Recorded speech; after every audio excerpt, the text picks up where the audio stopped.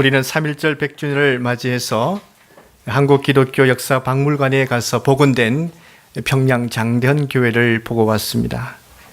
1907년 평양 부흥 운동의 발원지가 되었고 3.1 운동의 중심지였던 교회입니다. 그와 같은 교회가 되기까지는 한 선교사님의 순교의 피로 말미암아 이루어졌습니다. 영국 런던 선교로부터 파송을 받은 로버트 토마스 선교사님이지요. 그는 1863년도에 중국 상하이로 파송받았었습니다. 그 이후에 1866년에 조선의 복음을 전하고 싶어하는 마음에 감동이 일어났습니다. 그래서 제너럴 셔먼호를 타고 대동강에 들어왔죠. 그러나 그 배는 조선 군인들에 의해서 불에 탔습니다. 선교사는 급한 나머지 성경을 막 강에다 뿌렸습니다. 강물에 또 뛰어내렸죠. 그래서 박충곤에게 성경 한 권을 주었지만 거절당했습니다. 결국 그 땅 위에서 순교하게 되죠. 선교사님은 순교하기 전에 최치랑에게도 성경 3권을 주었습니다. 그는 두려워했습니다. 그래서 박영식 주사에게 그 성경을 건네주었고 그 주사는 자기 집에다가 성경을 찢어서 도배지로 사용했었습니다. 근데 최치랑은 그 집을 구입했습니다. 자기 여관으로 사용했습니다. 그 이후에 사무엘 마페 선교사님이 마침 그 여관집에 머물게 되셨죠. 최치랑은 세례를 받게 되었습니다. 그래서 그 집이 최초의 예배 처소가 되었습니다. 널다리 교회가 되었고 장대제 교회가 되었고 그 다음에 장대헌 교회가 된 것입니다. 이렇게 토마스 선교사님의 순교로 인해서 전달된 이 성경 한 권이 결국 부흥운동과 대항 독립을 위한 초석이 되었습니다. 이 토마스 선교사님은 그 조선의 세국 정책이 있어서 그래서 들어가게 되면 참수를 당할 수 있다는 그 위험에도 불구하고 어떻게 해서 조선을 향해서 들어올 수 있었겠습니까? 그는 자신의 명예나 공로를 위해서 그 일을 감당했을까요? 만약에 자신의 명예와 공로를 위해서 그 일을 감당했다면 이미 그는 하나님의 은혜 자리에서 떨어진 자입니다. 그러나 그는 보이는 것에 소망을 두지 않았습니다. 눈에 보이지 아니하는데 소망을 두었죠. 바로 그 조선 땅에 살고 있는 구원에 대해서 갈망하고 있는 그 영혼의 소리를 들었습니다. 그래서 그 영혼들을 구원하기 위해서 그는 목숨을 걸고 참수될 것을 알고도 그 조선 땅에 들어오려고 했던 것입니다. 여러분, 여기서 우리는 성령의 사람들은 어떻게 살아가는가 그 특징을 우리는 잘 알 수 있습니다. 성령의 사람들은 바로 하나님의 지도하심, 하나님의 이끄심, 하나님의 인도하심을 받아서 살아가는 사람들이죠. 성령의 사람들은 자기 감정에 치우친 열광주의자들이 아닙니다. 도리어 하나님의 인도하심에 대해서 영적인 민감성을 가지고 깊이 묵상하며 그래서 그 하나님의 음성을 듣고 따라가는 사람들입니다. 우리가 사도행전 20장 말씀 보게 되면 왜 바울이 결박과 환난이 기다리는 예루살렘을 알면서도 그가 왜 예루살렘으로 갔겠습니까? 성령의 이끄심이 있었고 그는 성령의 이끄심을 알았기 때문입니다. 내가 달려갈 길과 주 예수께 받은 사명 곧 하나님의 은혜의 복음을 증언하는 일을 마치려면 나의 생명조차 조금도 귀한 것으로 여기지 아니하노라. 이 사도 바울은 자신에게 주어진 그 소명을 따라서 살아간 성령의 사람이었습니다. 바울이 이렇게 성령을 따라간 그 이유가 무엇이겠습니까? 무엇을 얻어내려고 한 것이 아니었습니다.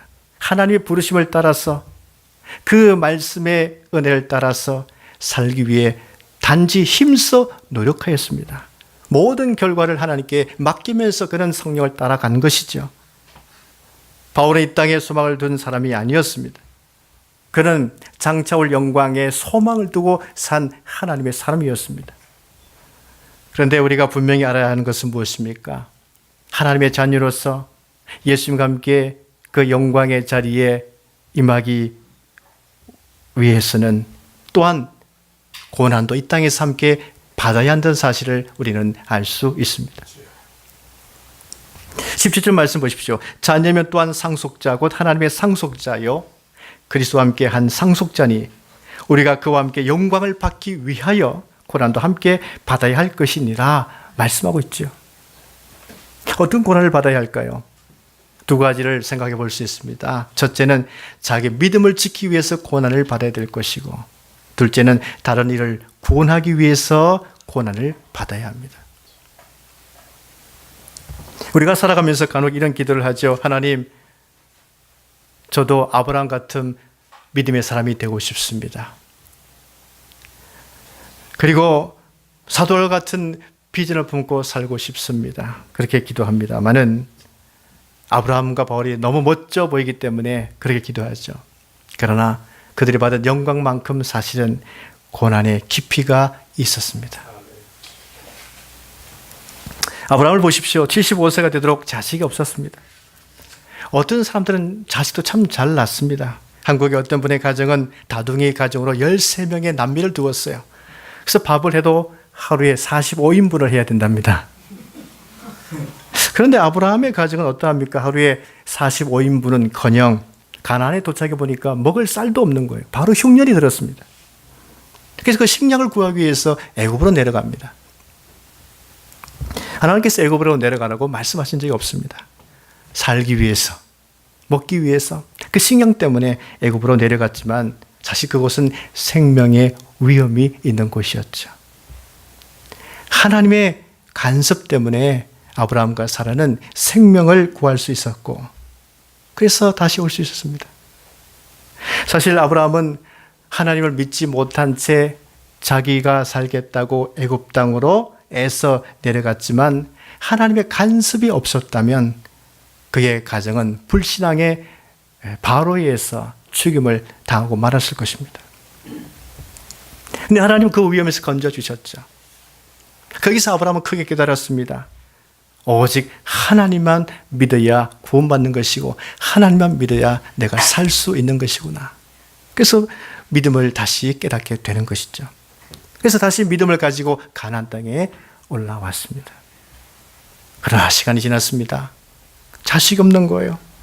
아브라함의 마음은 불안해졌습니다. 과연 우리 가정이 하나님 약속하신 바대로 내가 너로 큰 민족을 이루고 내게 복을 주어 내 이름을 창대케 하리니 너는 복이 될지라, 이 말씀대로 이루어질 것인가? 아브라함이 먼저 더 불안해지기 시작했습니다.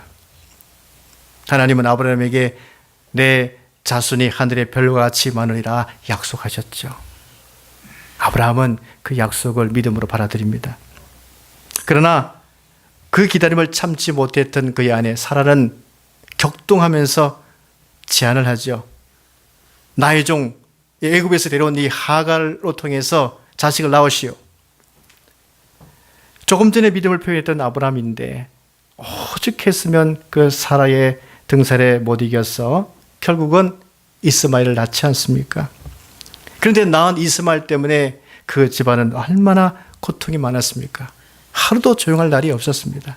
하나님 뜻보다 인간의 조급한 뜻을 앞세우기 때문에 그 가정은 참 어려웠습니다. 그러나 우리 하나님은 얼마나 넓으신 분이신데요. 약속을 지키시는 분이시지 아브라함 가정에 그 약속한 대로 또 은혜를 베풀어 주시죠. 아브라함이 99세가 되었을 때였습니다. 하나님께서 그 사자를 보내셨습니다. 아브라함 영접하죠. 그래서 그 말씀을 듣지 않겠습니까? 내 몸에서 난 자식을 하나님께서 주실 것이다. 약속해서 주실 것이다. 그래서 그 말씀을 듣게 되는데 아브라함은 그 말씀 들었을 때에 이미 자신의 몸은 죽은 것과 같은 몸이었습니다. 자신의 몸은 이미 죽은 것과도 같은 사실을 알고 있음에도 불구하고 믿음이 약해지지 아니하였습니다. 바랄 수 없는 중에 바랬던 것이죠. 그래서 100세에 이삭을 낳았습니다. 아브라함은 그 믿음을 지키기 위해서 자기와의 싸움에서 결코 믿음을 포기하지 않았습니다. 하나님의 약속을 받은 채 그 25년 동안 많은 자기와의 싸움에 고난이 있었지만 애써 그 믿음을 힘써서 지키려고 했던 아브라함이었습니다. 하나님이 말씀 주실 때마다 힘써 그 말씀 붙들고 그런 고난 중에도 그 믿음 가운데 걸어갔던 사람이죠. 그래서 힘써 믿음을 지킨 결과 온 만민을 구원할 수 있는 축복을 받았죠. 하나님은 내 씨로 말미암아 천하 만민이 복을 받으리라 이 말씀 주셨습니다. 얼마나 큰 복입니까? 아브라함은 개인 스스로가 자기 믿음을 지키기 위해서 고난을 당하고 있다고 생각했지만 결국은 하나님께서 하신 계획은 무엇이었습니까? 온 천하 만민이 아브라함 씨로 통해서 복을 받으리라. 그 엄청난 약속을 하나님이 하고 계셨던 것이죠. 사랑하는 여러분, 우리는 하나님이 나에게 주신 약속의 말씀을 힘써 믿으며 기다릴 줄 알아야 되는 것입니다. 기다림의 고난이 있더라도 힘써 말씀을 믿음으로 지켜나가면 하나님께서 반드시 그 약속을 성취할 줄 믿으시기 바랍니다.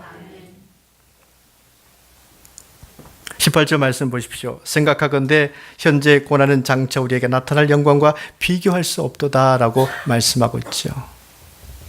여러분, 우리가 항상 생각하며 살아야 할 그 말씀입니다. 현재 고난은 장차 우리에게 나타날 영광과 비교할 수 없도다. 이런 교회 이름을 보았습니다. 금메달 교회. 금메달을 목에 걸기 위해서는 어떻게 해야 됩니까? 현재 고난을 잘 감내해야 되는 것이죠. 어떤 분은 체념적으로 금메달 그거 별거 아닙니다.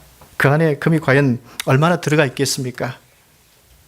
그런데 정말 금메달 얼마나 영광스럽습니까?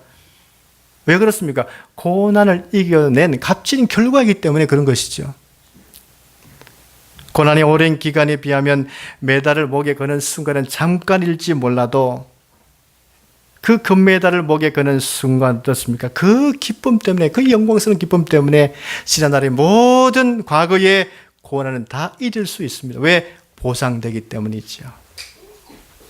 이 땅에서 금메달의 영광도 대단한데 하나님 나라에서 받게 될 이 상속의 영광은 영원한 영광인 줄 믿으시기 바랍니다. 비교할 수 없는 것이죠.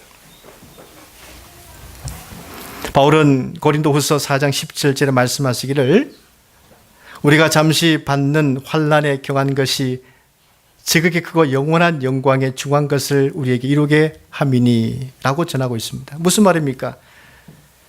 어떤 사람은 지금 왜 나만 겪는 고난이냐고 그렇게 원망하고 불평할 때 사람 많이 있지 않습니까? 그래서 사실 우리가 믿음의 눈으로 보기 시작하면 말이죠. 고난의 뒤편에 있는 주님의 주실 축복이 얼마나 지극히 크고 영광스러움이 기다리고 있는지 알아야 되는 것이죠.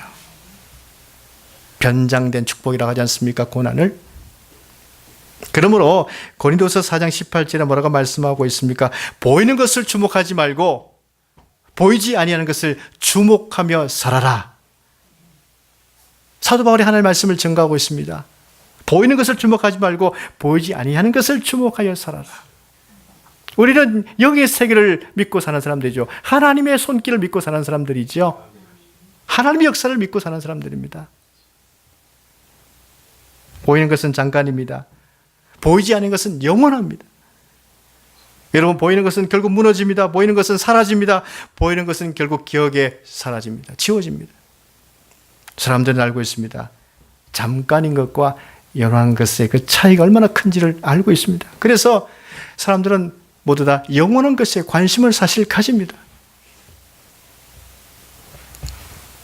오늘날 우리 시대 사람들을 보십시오. 자기 만족을 위해서, 자기 행복을 위해서 얼마나 열심히 살아가며 또 레이저 문화를 즐기며 살아가고 있습니까? 그럼에도 불구하고 사람들은요, 이 세상이 더 좋은 세상, 아름다운 땅, 좋은 사회, 맑은 사회, 행복한 사회를 만들고자 하는 그 소망이 다 있지 않습니까? 그래서 뭐 투쟁하고 무엇을 얘기하고 토론하고 막 그렇게 하고 있지 않습니까? 사실 누구든지 오늘날 부패된 시대 정신, 이 타락한 가치에 대해서 역겨워하면서 살아가고 있습니다. 그래서 거룩함에 대해서 목말라하며 살아가고 있습니다. 사실은. 하나님을 만나고자 하는 마음이 누구에게 있다는 얘기죠. 왜 그럴까요? 하나님께서는 인간에게 다 심어 놓으신 것이 있습니다. 영원한 것에 대해서, 그 영원한 거룩함에 대한 갈망함을 다 심어 놓았습니다. 아무리 이 땅에 돈을 많이 부어라도, 아무리 많은 지식을 갖고 있어도 영원한 것에 대한 그 갈망함이 있어요. 하나님께서 심어 놓아 주셨기 때문에. 러시아 문호 도스토옙스키는 인간의 이 거룩함을 향한 갈망을 문학적으로 표현했습니다.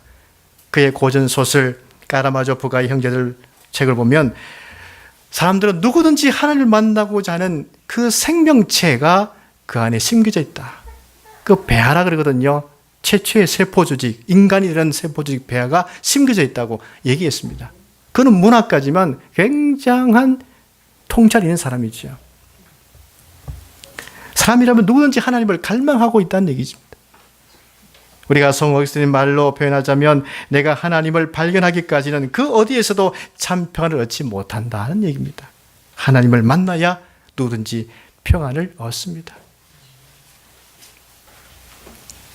사실 모든 사람들은 극심한 이 경제 생활 가운데 살고 있지만 진정한 삶을 누리지 못하는 것에 대해서 회의감을 느끼며 살 때가 참 많이 있습니다.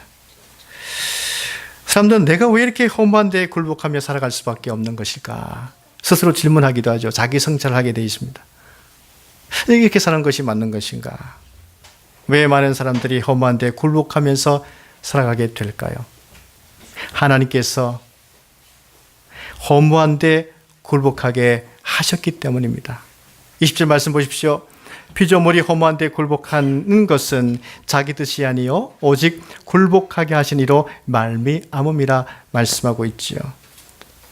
여러분, 사람들은 하나님을 떠나 살게 되면 이 땅에서 수고하고 애쓰고 하는 이 모든 것이 허무할 수밖에 없고 그들의 수고로움이 무의미한 데 굴복할 수밖에 없게 하나님이 하셨다는 얘기예요. 하나님을 떠나면 사람들의 마음은 변질되고 부패할 수밖에 없습니다. 결국 그들이 하는 수고는 이 땅에서 썩어질 것에 대해서 종노릇하고 만다는 얘기죠. 하나님이 그렇게 만드셨다는 것입니다. 하나님을 떠나면 그럴 수밖에 없다는 얘기예요. 우리가 하나님과 함께 있으면 절대로 허무지지 않습니다. 우리는 하나님과 함께 있으면 생명을 향해, 소망을 향해, 영원한 것을 향해서 달려갈 것이고 우리의 모든 수고로움도 무의미해지지 않고 모든 것이 기쁨과 감사함으로 채워지는 것입니다.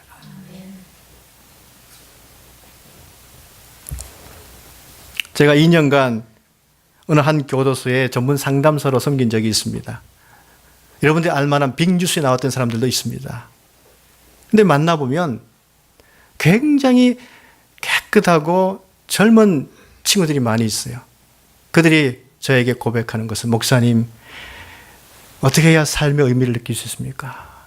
삶의 의미를 느끼지 못해서 그들은 그렇게 참 좋지 못한 행동을 하면서 살았다는 얘기죠. 삶의 의미가 너무 중요합니다, 인간에게는. 근데 하나님을 만나지 못하면 삶의 의미를 느끼지 못하게 하나님께서 만들어 놓으셨다는 얘기죠. 삶의 의미를 가지려면 반드시 하나님을 만나야 하는 것입니다. 야고보서 1장 말씀 보면 이렇게 기록되어 있습니다. 내 형제들아, 너희가 여러 가지 시험을 당하거든 고난과 시련을 당하거든 온전히 기쁘게 여기라. 이는 너희 믿음의 시련이 인내를 만들어내는 줄 너희가 알미라. 인내를 온전히 이루라. 이는 너희로 온전하고 구비하여 조금도 부족함이 없게 하려 함이라 말씀하고 있습니다. 하나님 안에 있으면요, 고난도 시련도 다 인내를 이루게 되고 인내의 성품, 그 인격을 이루게 되고 또 온전한 삶을 구비할 수 있도록 하나님께서 만들어 주신다고 말씀하고 있습니다. 하나님의 은혜로 구원받은 우리들은요, 이제 모든 시간, 공간, 환경 가운데 우리가 살아갈 때에 하나님 안에서 의미 있는 인생을 다 살아가고 있는 거예요. 하나님과 함께하는 가정생활 보십시오. 하나님과 함께하는 가정생활은 하나님 나라 백성을 만들도록 하기 위해서 유기체적으로 우리에게 은혜 주신 공동체가 바로 가정공동체예요. 얼마나 감사합니까? 우리 가정에서 믿음 가운데 자라는 아이들이 다 하나님 나라를 위해서 앞으로 쓰임받게 될 하나님의 자녀라고 생각해 볼 때에 얼마나 감격스럽습니까? 그들 축복해야죠. 기도해 줘야죠. 격려해 줘야죠. 하나님과 함께하는 직장생활과 사업장은요, 하나님의 창조성을 경험할 수 있기 때문에 엄청난 의미가 있습니다. 그리고 하나님과 함께하는 배움의 지식은요, 그것을 가지고 이웃에게 섬기고 나눌 수 있습니다. 하나님의 영광을 위해서 섬기도록 주신 기회로 삼을 수 있는 거예요. 하나님과 함께하는 사랑의 실천을 통해서 주의 사랑을 나눌 수 있습니다. 그렇게 모든 것이 의미가 생기는 거죠. 하나님과 함께 길을 걸어가면 그게 하나님과 동행하는 길이요. 사람들을 만날 때도 그들을 축복하는 만남이 되는 것이요. 우리 마음속으로 늘 축복할 수 있습니다. 중보할 수 있습니다. 이런 의미가 있는 삶이 될 수 있는 거예요. 하나님 안에 있기 때문에 가능한 것입니다. 하나님과 함께하는 삶은 이렇게 소망이 넘치는 것입니다. 예수 안에 있는 삶은요, 절대로 허무하지 않고 다 의미가 있고 가치가 있고 아름다운 삶을 살아갈 수 있는 것입니다. 그러나 하나님 안에 없고 예수님 안에 있지 아니한 사람들은요, 수고하고 애쓰고 노력하지만 썩어질 것에 종노릇하면서 살아갈 수밖에 없고, 그래서 기쁨과 감사는 없고 단식하면서 고통 가운데 사는 것이죠. 그래서 우리는요, 그런 사람들을 보면서 하나님께서 우리에게 맡겨놓으신 소명과 사명이 무엇인지를 생각하며 살아야 됩니다. 다른 사람을 위해서 받아야 할, 복음 안에서 함께 해야 할 고난이 있다는 얘기죠. 말씀을 전하고 복음을 전해야 될 고난이 우리 가운데 있어요. 우리가 있는 자리들 보십시오. 내가 원해서 와 있습니까? 아닙니다. 내가 원하면 가 있는 곳은 다른 곳일 것입니다. 여러분, 그렇지 않겠습니까? 하나님께서 원하시기 때문에 와 있는 겁니다. 하나님께서 원하시기 때문에 지금 가정을 이루었고, 하나님께서 원하셨기 때문에 공동체를 이루었고, 여러분이 가 있는 직장이 있고 사업장이 있고 만나는 사람도 있는 거예요. 그런 영적인 세계에 우리가 마음을 두고 살아가야 되는 것입니다. 그들에게 하나님 알도록 전하는 것이 우리의 사명인 것입니다.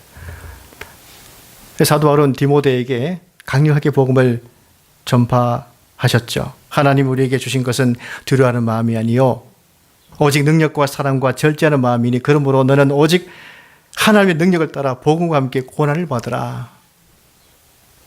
여러분, 우리가 고난을 당한다 할 때에도 가장 힘든 고난은 무엇입니까? 능력이 없었어요? 그렇지 않습니다. 사랑이 없었어요? 그렇지 않습니다. 절제하지 못해서. 참 절제가 문제인 것 같아요. 그래서 디모데에게 고민하기를 주의 종은 마땅히 다투지 아니하고 모든 사람에 대하여 온유하며 가르치기를 잘하며 참으라 이렇게 전하고 있습니다.